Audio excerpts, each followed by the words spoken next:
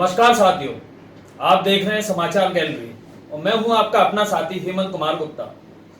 दोस्तों, अभी हुए एक सर्वे में ये निकल कर आया है कि कोरोना काल में सबसे ज़्यादा काम का दबाव हाउसवाइफ पर पड़ा है। लेकिन हम झांसी की वीरांगनाओं में कुछ वीरांगनाएं ऐसी भी हैं जिन्होंने घर, समाज व देश तीनों में सामंजस्य बैठाया है और तीनों ही जगह न्याय किया है। ऐसी ही a rare combination beauty with brains समाज सेवी श्रीमती रजनी गुप्ता जी व चार्टेड अकाउंटेंट श्रीमती श्वेता रचित अग्रवाल जी हमारे साथ में हैं। आप लोगों का स्वागत है हमारे कार्यक्रम में।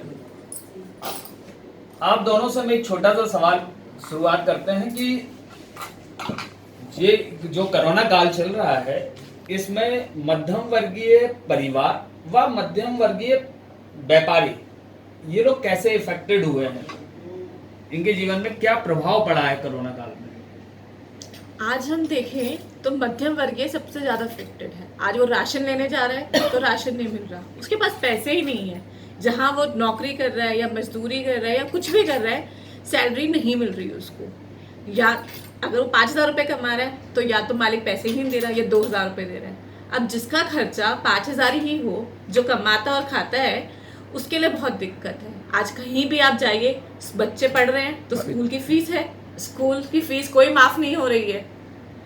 आप राशन का सामान लेने जाएं तो सामान कोई सस्ता भी नहीं हुआ है, सामान भी पूरा उतना ही मिल रहा है, बल्कि कहीं 10-20 रुपये महंगा ही मिल रहा होगा।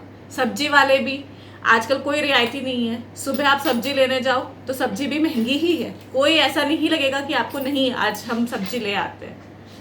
तो आज हम देखें तो मध्यम वर्गीय हर जगह से मर ही रहा है। घर के बाहर बैठा हुआ है, बच्चे भूखे प्यास से इधर उधर भटक रहे हैं कि कुछ तो हो, कहीं से कुछ तो आशा दिखे, लेकिन उन्हें कोई आशा की कुछ नहीं दिख रहा। कुछ समाज सेवी संस्थाएं आती हैं, फूड पैकेट्स बांटती हैं, उन लोगों से वो लोग जितना वो अपना निवारण कर पा रहे हैं उतना वो कर रहे हैं। तो ऐसे में स्थिति थोड़ी दयनीय है, थोड़ी क्या कहें, बहुत दयनीय है। क्या सरकार से आपके किस तरीके सरकार से हमारी यही अपील है कि आप कुछ भी ऐसा करिए, आप व्यापारियों को, बड़े नहीं तो कम से कम मध्य वर्गीय और छोटे व्यापारियों को तो कम से कम इजाज़त दीजिए। जहां आप शराब की, तंबाकू की दुकान खोलने के लिए कह रहे हैं, वहाँ कम से कम ऐसे व्यापारी को अपनी दुकान खोल सके जो कि अपना दिनचर्या, जो रोज कमाते खाते हैं, कम से कम अपना दिन का कुछ कमा लें और 2 रोटी अपनी चैन से खा लें। आज ऐसा नहीं है कि हम घर में हैं, लॉकडाउन है तो हमें सामान की ज़रूरत नहीं है। लोग, बच्चे खेलते हैं, चप्पल भी टूटती है। अगर कोई चप्पल जूते रखता है तो चप्पल जूते की बिक्री होगी। कपड़े भी चाहिए, बच्चे पैदा हो ही रहे हैं, बच्चों के लिए भी कपड़े चाहिए। आपके पास कभी भी इतना स्टॉक नहीं रहता कि आप घर में, ज़रूरी नहीं है कि आपके पास कपड़े हों छोटे। तो छोटी छोटी ऐसी भाई दुकानें, जो छोटे छोटे भाइयों को, उन्हें बहुत मदद मिलेगी कि अगर सरकार थोड़ा ऐसा कदम उठाए, प्रशासन थोड़ी उनकी मदद करे कि छोटे छोटे व्यापारियों को अपनी दिनचर्या वापस लाने में उनको मदद मिलेगी। अब तक जो सरकारों ने किया, क्या आप उससे सहमत हैं? सरकार ने छोटे वर्ग के या किसी भी वर्ग के लिए कुछ नहीं किया। सरकार सिर्फ टीवी पर बोल रही है कि हाँ हम ये कर रहे हैं, वो कर रहे हैं। आज तक किसी के अकाउंट में मेरे ख्याल में कोई पैसा नहीं आया। कल भी सरकार ने अनाउंस किया 20 लाख करोड़ का पैकेज, लेकिन आज तक हम लोगों के किसी के अकाउंट में नहीं आया। आज आप सड़कों पे देखिए, हाईवे पे देखिए, लोग अपने घरों को जाने के लिए बेबस हो रहे हैं। दुगना तिगना जितने उनके पास कमाई नहीं है, उससे ज़्यादा वो पैसे दे के अपने गाँव में जाना चाहते हैं। क्यों जाना चाहते हैं? कि उनके पास यहाँ पे कुछ खाने पीने के लिए नहीं है, व्यवस्था नहीं है। अपने गाँव में जाके कम से कम कहीं से कुछ तो अपना वो खाएंगे पिएंगे, अपने परिवार के साथ रहेंगे। आप मानस वेन इंस्टीट्यूट की डायरेक्टर भी हैं। इस आप क्या समझती हैं कोरोना काल में व्यापार पे क्या अंतर आया है, क्या दिक्कतें आ रही हैं आगे इन फ्यूचर कोरोना काल की वजह से? कोरोना काल की वजह से सबसे ज़्यादा तो एजुकेशन में बहुत जो डिफरेंस नज़र आने वाला है। सबसे ज़्यादा एजुकेशन में फ़र्क आएगा, क्योंकि बहुत सारे चेंजेस भी आएंगे। अभी सारे बच्चों को जैसे ऑनलाइन पढ़ाने के लिए बोला गया है, तो लोगों को घर में मोबाइल चाहिए, मोबाइल डेटा चाहिए। बच्चों को बहुत प्रॉब्लम हो रही है, बच्चे काफ़ी सारे घंटों तक उसमें मोबाइल पर लगे हुए हैं। और उनकी मम्मियाँ और उनके पेरेंट्स, पापा भी, सभी लोग उसमें इन्वॉल्व हैं। उनको कुछ भी समझ में नहीं आ रहा है क्योंकि बहुत सारी चीज़ें उनके लिए भी नई हैं और बच्चों के लिए भी नहीं है। बच्चों की आंखों पर बहुत ज़्यादा असर आ रहा है। कई सारी चीज़ें बच्चों को बहुत फेस करनी पड़ रही हैं।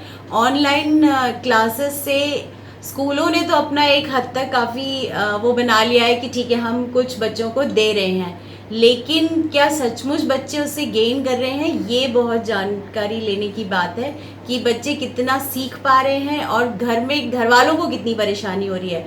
क्योंकि जो उनका जो भी कुछ इंटरनेट से रिलेटेड जो प्रॉब्लम्स हैं वो तो सबके पास अवेलेबल हैं ही नहीं, तो सारे बच्चों को तो ऑनलाइन सुविधा उतनी अच्छी तरह से मिल भी नहीं पा रही है।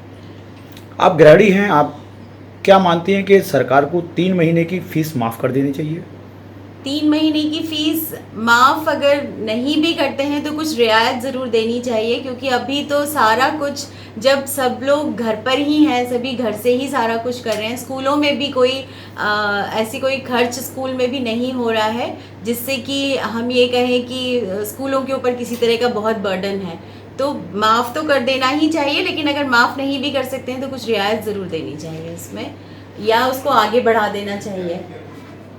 श्वेता जी, आप चार्टेड अकाउंटेंट भी हैं और सरकार ने 3 महीने की ईएमआई माफ करने की घोषणा जो की है, या ये कहा है कि 3 महीने ईएमआई नहीं लेंगे, इसको आप विस्तृत तौर पे बताएंगे कि सरकार ने क्या कहा है ईएमआई की? सरकार ने ईएमआई माफ नहीं की है, सरकार ने 3 महीने का मॉरेटोरियम पीरियड दिया है। मतलब सरकार ने कहा है आज आपको जो किस्त आपकी ड्यू हो रही है 3 महीने की, वो आज अभी आप रुक जाइए। आप 3 महीने की अवधि आपकी या तो लोन अमाउंट में बढ़ जाएगी, वो 3 महीने का पैसा, या आप उसको लोन अमाउंट के जब आपकी अवधि पूरी हो जाती है आप उसके 3 महीने बाद आपका ड्यूरेशन बढ़ जाएगा। ये है, कोई वो नहीं है इसमें कि आपकी माफ़ी है। और इसको अवेल करने के लिए भी आपको बैंक को एक एप्लीकेशन लिखनी पड़ेगी कि हमारी 3 महीने की किस्त अभी नहीं ली जाए। आप दोनों में एक समानता है कि आप दोनों ही जूनियर चैम्बर इंटरनेशनल JCI की सदस्य हैं और जोन लेवल पर उसमें पदाधिकारी हैं। JCI जो मेरी जानकारी में है 124 देशों में समाज सेवा का कार्य करता है और जिसका मूलमंत्र मानवता की सेवा ही जीवन का सर्वोत्तम कार्य है। तो एक समाज सेवी संस्था के से जुड़े होने के नाते मैं आप दोनों से ये अपील करवाना चाहूँगा झांसी की जनता के लिए, जिससे हम कोरोना की प्रति लड़ाई जल्दी जीत सकें और कोरोना को झांसी से बाहर सकें। तो झांसी की जनता के प्रति आप लोग अपील करिए, उनको अवेयरनेस क्या क्या ध्यान रखनी है ये थोड़ा सा बताएं। सबसे इम्पोर्टेंट तो यही है कि अभी मैं नहीं कहती कि सारे लोग ही घर पर रहें, लेकिन जो लोग जेन्युइनली घर पर रह ही सकते हैं, कम से कम वो तो घर पर ही रहें और घर पर रहकर वो खुद भी सुरक्षित रहें, दूसरों को भी सुरक्षित रखें। व्यापारी जिसको बाहर जाना ही है, मजदूर जिसको बाहर जाना ही है, उनके लिए तो कंपल्शन है, क्योंकि उन्हें अपने काम चलाने, उन्हें अपने घर चलाने, उन्हें तो काम करना ही है। लेकिन बहुत सारे ऐसे लोग जिनको, जैसे बच्चे हैं, गृहिणियाँ हैं, या जो भी घर में और भी बाकी लोग हैं, जो लोग अपने आप को रोक सकते हैं उन्हें तो रोकना ही चाहिए हर हालत में, क्योंकि हमें घर पर रहकर ही हम खुद सुरक्षित रह सकते हैं और दूसरों को सुरक्षित रख सकते हैं। आपका क्या लॉकडाउन के लोगों, कोरोना से जंग लड़ने के लिए लोगों को क्या संदेश है? मैं भी लोगों से यही कहना चाहूँगी कि घर पे रहिए, सुरक्षित रहिए। माना कि आज अपनी घर को चलाने के लिए हमें पैसों की ज़रूरत है, लेकिन हम अपने टैलेंट को इस समय पूरा निखार सकते हैं। आज हम ऑनलाइन भी बहुत चीज़ें कर सकते हैं। अगर आज आप कुकिंग में एक्सपर्ट हैं तो आप ऑनलाइन कुकिंग अपना कुछ भी आप ऑनलाइन डिलीवर कीजिए। लोग खाने के शौकीन हैं, वो खाएंगे, बस उन्हें आप एक प्लेटफॉर्म दे दीजिए। आप घर में रहिए, घर में रह के आप जितना कर सकते हैं आप उतना करिए। सरकार बाहर नहीं जाने दे रही, कोई बात नहीं, बाहर नहीं जाइए, लेकिन घर से अपने टैलेंट को उभारिए। आप ऑनलाइन क्लासेस दे दीजिए, ड्राइंग क्लासेस दे दीजिए, कुकिंग क्लासेस दे दीजिए, आप ऑनलाइन फूड डिलीवर कर दीजिए। केक, अगर आप केक बना रहे हैं, आप केक बनाने में बहुत एक्सपर्ट हो गए हैं, तो केक, ऑनलाइन केक डिलीवरी कर दीजिए, क्योंकि बर्थडे, एनिवर्सरी, सेलिब्रेशंस आज घर में हम देखें तो सभी कर रहे हैं और हर किसी को कुछ, हर कोई स्पेशलाइज नहीं है चीज़ों में। लेकिन अगर वो जोमेटो आज चल ही रहा है, डोमिनोज से हम ऑर्डर कर ही रहे हैं, तो आप अपना टैलेंट उभारिए, आपको एक प्लेटफॉर्म मिलेगा। क्या पता आज आप ये छोटा सा कदम ले रहे हैं, कल आपके भविष्य के लिए बहुत बड़ा कदम हो जाए। कल आप खुद एक अपना एंटरप्रेन्योर, छोटा से एक बड़ा एंटरप्रेन्योरशिप में आप कदम रखें, आपका खुद का अपना होटल हो, खुद की अपने एक नई पहचान हो, तो घर में रहिए, सुरक्षित रहिए और लोगों को जितना आप अपना बेस्ट दे सकते हैं आप प्लीज अपना देते रहिए। हमारी जागरूकता कार्यक्रम हम अपनी झांसी नहीं देंगे कोरोना में, आप अपने विचार साझा करने के लिए हमारी पूरी टीम की तरफ से आपको बहुत बहुत धन्यवाद।